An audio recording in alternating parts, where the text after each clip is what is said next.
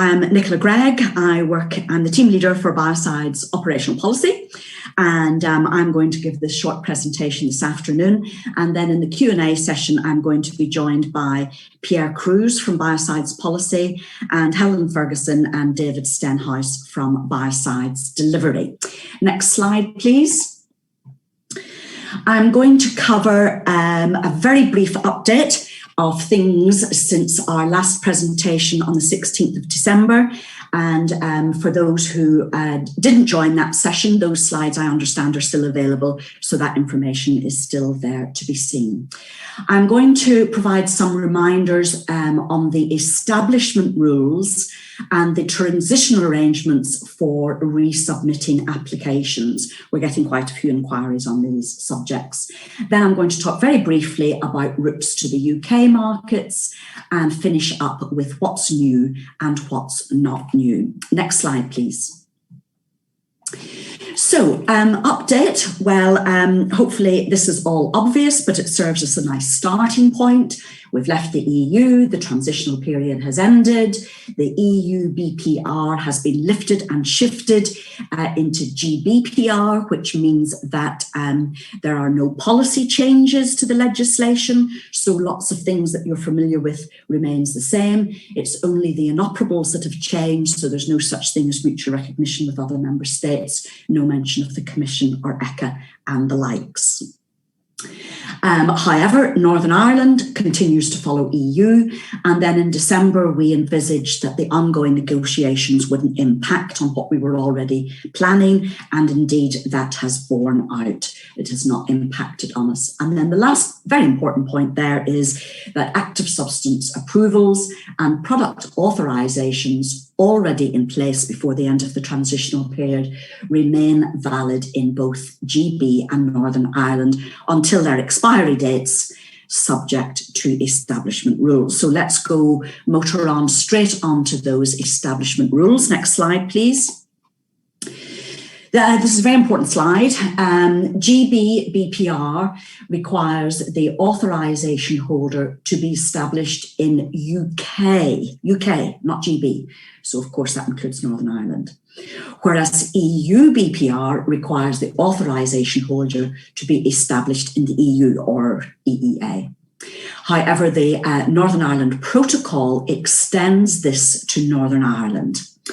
So a Northern Ireland authorisation holder must be established in the EU, EEA or Northern Ireland. So this means, as we've put in the table for you, for an authorisation in Great Britain, the authorisation holder must be established in the UK. And for products already on the market, there is a 1-year transition period written into the new GBPR. So that must be in place by the 1st of January next year. However, for an authorisation in Northern Ireland or the EU, the authorisation holder must be established in Northern Ireland or the EU. And because EU hasn't been updated, there are no extra transitional arrangements there, and that needs to be in place already.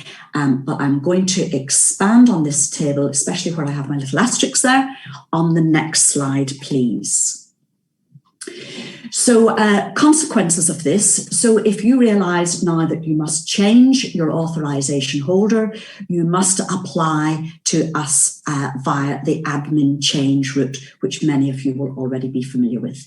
You will use our new application forms that are on the HSE website, and a fee does apply.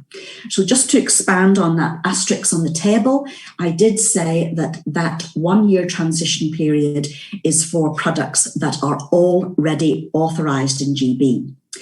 However, if you're making a resubmission to us, in other words, an application is already in the process, but there was no decision before the end of the transitional period, that needs to be in that establishment needs to be in place by the time we're ready to authorise your product. And if you're submitting a completely new application to us for a new product, then you must have that establishment rule in place as when you submit your application. And then on the table, we said that for Northern Ireland, the rule already applies. However, some of you may have realised that we have not been revoking those products where this isn't yet in place, and we have no current plans to do so. Also, we've spoken to our Northern Ireland enforcement colleagues about this, and they have provided a statement, which I'm going to read out to you. So HSE Northern Ireland has said across many of the chemical regimes, HSE Northern Ireland is the enforcement body. We view our role as one of seeking compliance with the relevant legislation, but our approach will be one of assisting, educating and helping businesses to continue their operations. And as I say, where businesses are not fully in compliance, we will work with them to help them achieve compliance. So I would say the message is don't panic if you realise that you're not now in compliance, but you must get underway with getting things in place. And we will be writing out to companies to check what their intentions are and how they are getting on with getting that in place. And then the last point on this slide, if you want to apply for both GB and Northern Ireland markets, you can do so. And we will issue you with 2 different sets of certificates under the 2 different pieces of legislation that apply. But you are allowed to put both company names and addresses on the one product label. Okay, moving on then. Next slide, please. For the transition arrangements, we covered this at some length in the December meeting, as to serve as a reminder here, that if you have submitted an application to us and there was no decision before the end of the transition period, you must resubmit if you want that application to go forward. And the deadline is by the 31st of March, where we had been the lead, or the 29th of June, where we had not been the lead. And that includes, of course, not being the lead where we were a concerned member state or a CMS. We have had questions about that. Now, those deadlines are now set in law. You will use the new HSE application forms for those resubmissions, which are on the website. You must submit the full original data package and any other later submissions. We can be flexible on format, so if you are unsure about what you should or shouldn't be doing, please contact us. Now, we have been told that it's very possible that some companies are going to have issues about gaining access to data, with letters of access and such like. And if this is the case, you must still apply to us. As I say, those deadlines are legal deadlines. But what you can do in your application is to highlight where you've got gaps and explain to us why there are gaps there. And we will handle this on a case-by-case basis. The main message is that we are not going to start issuing non-approvals on the 1st of April or the 31st of June. But nonetheless, those are legally binding deadlines, and obviously you must submit as full a dossier as you most possibly can. Next slide, please. Moving on to routes to the market, there may be some options for different companies. So for the GB market, you will apply to HSE under GB BPR, or if you are established in Northern Ireland and your product has already been authorised in Northern Ireland, then you can seek access to the GB market via unfettered access, which we talked about in December. For Northern Ireland, you will apply again to HSE, but in this case, of course, you will be applying under EU BPR, and that is both for national authorisations and also for EU mutual recognitions. Because we don't have access to R4BP, you will have to submit an application to HSE for an MR in Northern Ireland. Or you can apply to an EU member state and ECHA for a union authorisation under EU BPR. Now, wherever you see HSE, you use our new application forms, and it's only in this last case where you would use R4BP. For applying to other member states, of course, you will use R4BP. Moving swiftly on then, what's new? We've got lots of new information on the website. We're aware that it's quite tricky to find some of that. So we have provided the specific links for different areas where we think you will be particularly interested. We talked about these fact sheets in December. These are up and live. They cover 26 different scenarios to explain what you need to do. They provide deadlines and consequences of failure to meet those deadlines. There's our application forms we've already talked about. And the other thing is that because we haven't got R4 or BP, the method of submitting your applications and data to us is different. And again, we've provided specific addresses there. But on the next slide, this is a repeat of the slide from December, which talks about the resubmission of applications. I thought it was worth repeating this here.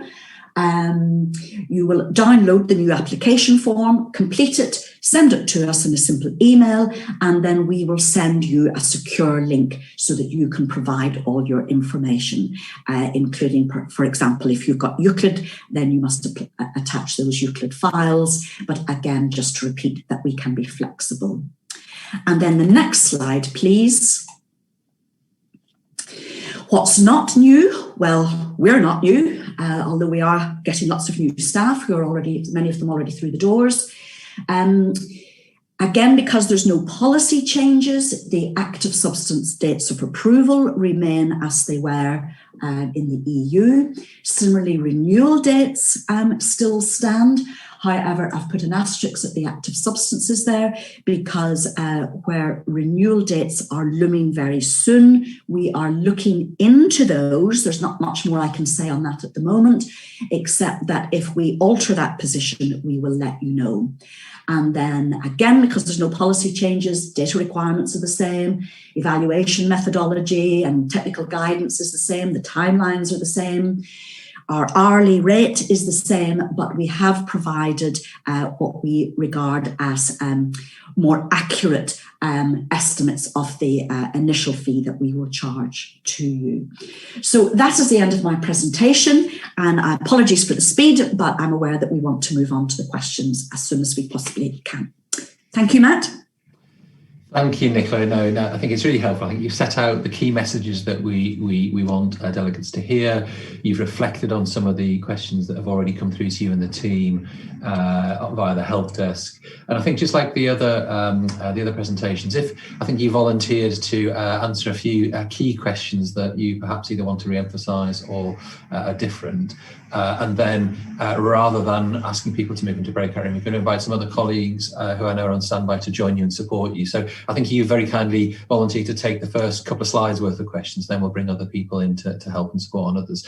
So just turning straight to these questions then, Nicola, you mentioned fees in your last slide, but can you are you able to just clarify the costs, particularly the question, is there in relation to active substances under the new rules? Thank you, Matt. I think David's online actually too. Oh, right. Okay. So, right. Okay. We're sharing them all. That's brilliant. So, I'll invite. Can be heard. So, David Stenhouse, do you want to introduce yourself and answer the question? Okay. Many thanks, Matt. Thank you for the question. Yeah. A bit of basic information about fees, first of all. The fees we charge relate directly to the results necessary to complete the piece of work. So we have to recover costs, basically. The fees requested at the start of a piece of work are based only on an estimate of the level of work required. That means that top-up fees may be necessary as the work progresses and or at the end of the piece of work. However, if fees requested exceed the final cost, an appropriate refund will be provided. So that's just the same as it has been for many, many years now with HSD and CRD. Regard to additional product types, there's a very rough guide to possible fees. It might be appropriate to add an extra third of the overall cost per additional use area, which is a little over £50,000 for a single active substance in one product type. So with a base estimate fee of £160,000 for a single active substance in one product type, the estimate for a single active substance in 5 product types might be in the region of £360,000. So the saving per product type is due to not having to reassess the hazard data each time. It should be noted, however, that the overall cost may vary depending upon the substance in question and the product types required. Some active substances and some product types may be more complex and thus more costly to assess than others. Thanks, David. That's very, very comprehensive. So I've been advised, Nicola, that you're back on for the second question on the slide. David can. So this is about formaldehyde products types 2 and 3, and particularly with an approval date of February 2022. Does the question is, do I have to submit 2 separate applications under both the GB and the EU systems? The short answer is yes, because there are 2 different pieces of legislation. Companies will formally have to apply under both pieces of legislation. However, we're looking at streamlining all of that. So what we're wanting to avoid, obviously, is duplication of effort for the applicants. So though you may formally say, I want this market and that market, hopefully it means that you won't be submitting everything twice to us. That's entirely what we're trying to avoid. The situation with Northern Ireland has only becoming a bit more clearer in the last few weeks, and we're aware we haven't got an awful lot of information on the website with respect to Northern Ireland, but as that is becoming clearer, I think it's a case of watch this space. There will be a lot more information on the website, hopefully within a week or 2. But the bottom line on a lot of questions that we've had coming in is we are not aiming for, or we are wanting to very much to avoid duplication of effort. Brilliant, thanks, Nicola. And I believe that we've got Dr. Helen Ferguson on the call as well, who's hopefully going to answer the next question, which is, the question is, what happens if an active substance gets approval in the EU but is still under review in Great Britain? When do I apply for product authorization? So Helen, if you're on, are you able to take that? Yes, thank you, Matt. Yes, thank you. So as Nicola has pointed out, we're operating 2 regimes now in the UK, EU BPR for Northern Ireland, GB BPR for Great Britain. And therefore, if you want to maintain access in Northern Ireland, you will have to apply under the EU BPR by the EU date of approval for that active substance. But for the product in Great Britain, if there's no date of approval yet under GB BPR, then there won't be a requirement to submit a product authorization application until the active is approved in Great Britain. Okay, brilliant. Could we have the next slide for the next panel of questions, please? So I understand, David, this is for you. So what happens if the company supporting the participant of an active substance under EU BPR doesn't resubmit the dossier within the 180-day deadline? So I know, Nicola, you touched on the proportional problematic response, but David, is there anything you wanted to add or reinforce what Nicola just said? Yeah, thanks, Matt. There's the opportunity, as there was previously under the EU regime, to take over the role of participant and support the relevant active substance product type combination via the open invitation and notification process. Details of the process are on the website. If you go to hc.gov.uk and search using the words biocide review regulation, then you should come to the right place. And HSE will publish details of active substance product type combinations where the dossier isn't submitted by the 90 or 100-day deadline. So that all applies definitely for review active substances. For non-review active substances, we're considering whether we make the same kind of opportunity, if you like, available for those as well. But that's not yet decided. Okay, brilliant. Question 5, I think, Nicola, I think you're back on. This is Northern Ireland. So we've got an authorization in Northern Ireland for my product. The active substance isn't yet approved in Great Britain or on the simplified active substance list. Can I gain access via unfettered access? So this is the unfettered access notification. I think this is quite an important point. You touched on it in your presentation, but you want to re-emphasize that. Yes, thank you, Matt. Yes, so we didn't cover this at all today. Now, we did cover this in December. So there's a slide if people want to look at that specifically on this. But the answer is that there are conditions for applying for unfettered access. Today, we've mentioned that the product needs to be authorised in Northern Ireland and the authorisation holder needs to be established in Northern Ireland. But the extra conditions relevant to this question is that the active substance must also be approved in GB. And also the active substance must be on the GB Article 95 list as well. Now, the GB Article 95 list on the 1st of January was exactly the same as the ECHA on the EU Article 95 list, but for example, if more companies have been added to the ECHA list within the last fortnight, they will not have been added to the GB list. So if you want to apply to be on the GB list, then you have to apply to us to do that. So yes, important conditions there for unfettered access. Yeah, it's a really good point. I think it's really important, as you said in your presentation, that some of those details only really came out quite late in the day. So if there are any questions around that, please do get in touch. We realise that the movement of goods between Northern Ireland and Great Britain is important for many companies.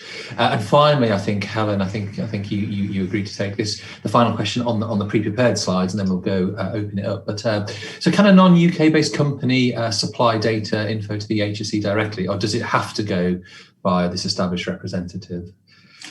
The short answer is yes. But to expand on that, basically the requirement to be established in the UK applies to product authorisation holders and Article 95 suppliers, but we will accept data or information from non-UK based companies or individuals as long as you have permission from the authorisation holder or the Article 95 supplier, and we would request that if that is the case for your particular application, that you certainly let us know of these arrangements and any contact points that we might receive information from. Brilliant. Okay, that's great. So I think if we move on to the last, the next slide, please. So this is, we just got the opportunity now to continue with the Q&A on biocides. For another 10 minutes really, and as well as Helen and David joining Nicola, I think Pierre Cruz is also going to join in this session. So there's a number of questions come through, and I'll just start taking those. So a question from Pamela Deschange from Veltec. I think Helen, I might ask you to take this one if that's okay. And this is regards product assessment reports. So will EU product assessment reports be accepted from the submitters along with all the attached reports that support the product characteristics such as efficacy, product chemistry? So PARS, product assessment reports. Okay, thanks Matt, thanks Pamela. If your application is ongoing, so it was submitted to the UK before the end of the transition period, so it's an ongoing application, then yes, we'll accept the EU version of the PAR or the CAR. Same applies to active substances. If it's a new application, that might depend on whether you're applying just to Great Britain or Great Britain and Northern Ireland. And so in that circumstance, I'd ask perhaps that you get in touch with us via the PA Biocides account or the GB Biocides account, and we'll find out more details from you and reply on that directly. Brilliant. Thanks, Helen. And Pierre, if I can bring you in. So Pierre Cruz leads on the policy. I think this is it's a good question. It's from Mick Cooper from PZ Customs, and whilst it's been asked within the context of biocides, I think it's pertinent to all the regimes that we've heard of today, is that we talk as civil servants about the law and the regulations, but Mick has asked a quite basic but very sensible and pertinent question, is where is the published regulation to follow, and is there published guidance on the regulations too? So Pierre, do you just want to give a sense of how these processes work and where the actual published regulation can be found? Yeah, just to speak to biocides, I mean, it'll be a similar answer for the other regimes.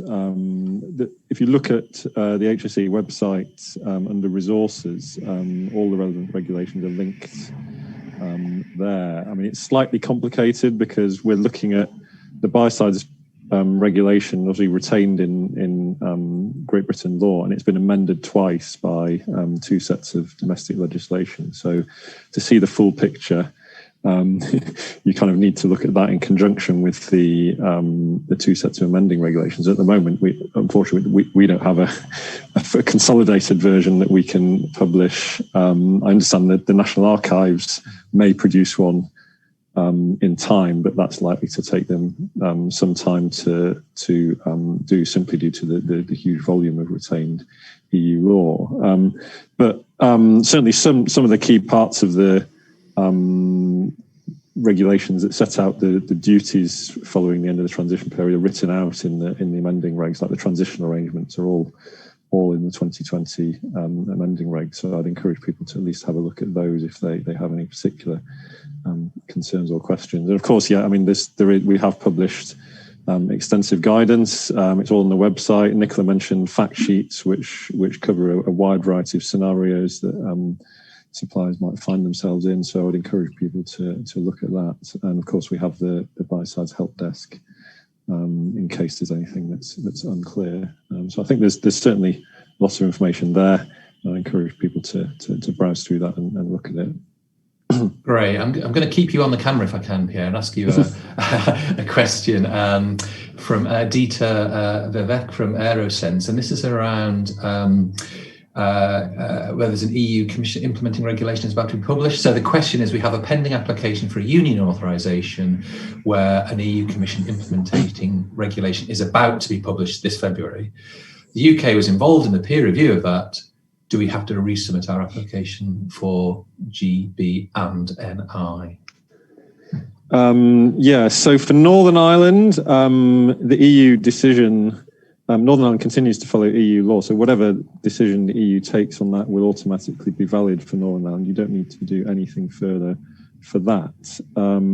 For Great Britain, you will need to resubmit the full application to HSE under the transitional arrangements, and again, information on how to do that is available on the website. Again, I mean, I think as a general principle, we want to avoid duplication of effort, but exactly what we would need to do with the application is something that would need to be determined on a case-by-case basis. So when we receive the resubmission, we'll look at what level of evaluation might be needed to complete an authorisation. Thank you, Pierre. We'll just we'll take 5 minutes, colleagues, if you want, just to keep getting through these because we haven't got the breakout room. So Nicola, if you're able to take the next very relevant question from Carl Rausch from VAI, and the question's about the testing methodology and what are the methodologies. So the exact question is they're performed under EN methods. What is going to be GB BPR's philosophy on accepting methods from other scientifically justified methods? And the examples Carl's given are things like ASTM, AOAC, etc. So this is about the scientifically justified testing methodology, if you're able to take that, Nicola. Yes, thank you, Matt. I think what I might do, if Carl doesn't mind, is kind of just generalise that question.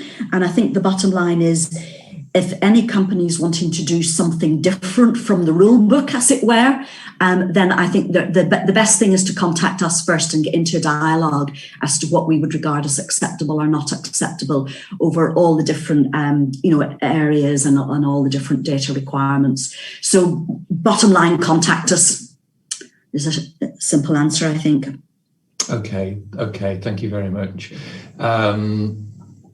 So I'm just thinking who's best to answer this. We've got one from Michaela Luz from De Laval. How do we apply for a change in registration holder to a GB-based company? So I think this is just refreshing our understanding of the application system, Nicola. So how do we change the registration holder to a GB-based one? What would Michaela and colleagues need to do to do that? Well, from our side of it, they need to just fill in the application form. So the applications are on the website. They download that, fill in all the details once they have secured an authorisation holder in the appropriate territory, and send that through to us. And as I say, there is a fee for that, for an admin change. Yeah, brilliant. Thanks, Nicola. Helen, are you able to take something from a question from Michael Viltz from Stockmyer, please? This is about Article 95. So there's an existing active substance on the Article 95 list, timed until the end of 2022, but we have to submit the dossiers within the 90 to 180 days. There's a lot of letters of access. This may be the first. Are you able to just, there's quite a lot of detail in Michael's question there, but are you able to just give a steer on the Article 95 process, and particularly if deadlines are looming? I think if it relates, so for an approved active substance, if somebody is making a product authorization application, the active substance dossier will need to be submitted in line with the transitional deadlines. So Michael is right, that deadline might be before the Article 95 2-year deadline, because we won't be able to authorise the product without the active substance dossier supporting it. But obviously then you wouldn't have to resubmit again under Article 95. We would just accept the original submission in support of the product to meet the requirements under Article 95. So there wouldn't be a need to do it twice. Okay, thanks. And again, Michael, if you need more detail, please do come to the help desk sites there. Let's see what we can do. Nicola, there's a question from Ravina Resh from Chem Service. And this is, does the process for biocidal product authorisation under national legislation remain the same for active substances that are still under review? Yes, indeed, a good question. Absolutely, yes. Because of the lift and shift of the legislation and the fact that there's no policy changes, that means that Article 89 still applies. And a little bird tells me that fact sheets 7A and 7B are relevant. So all the details are in there. And by the way, to find those fact sheets, if you search for Brexit implementation for business, biocides, HSE, then that will take you straight through to the fact sheets. Thank you, Nicola. And there's a couple of questions on fees, but I mean, David, if I could just bring you on the fees question, and we've got another fees question from Paloma Lopez from DuPont. So thanks for this, Paloma. So once a submission is made for an active substance, when will the invoice of fees for the review be sent? Is it directly afterwards, or is it when the evaluation starts? So do you just want to give a flavour on if anything's changing, David, or what the process looks like? Yep, no problem, Matt. Switched over? I can't. Yeah, maybe it has. Basically, during the resubmission process, we won't be charging any fees for handling the dossiers being submitted to us and then placed on our systems, etc. So we won't be making any charges to applicants until we undertake the work itself. So once we establish the review program and then get underway, we'll start to invoice companies as we come to work on their active substances and product type combinations. So initially, there won't be anything required in terms of fees. The fees then will be charged later on once we get the review program up and running. Great. Okay. Thanks, David. Let's squeeze in one more, if we may. I think so. There's a question from Michael Kilner from Pelgar International.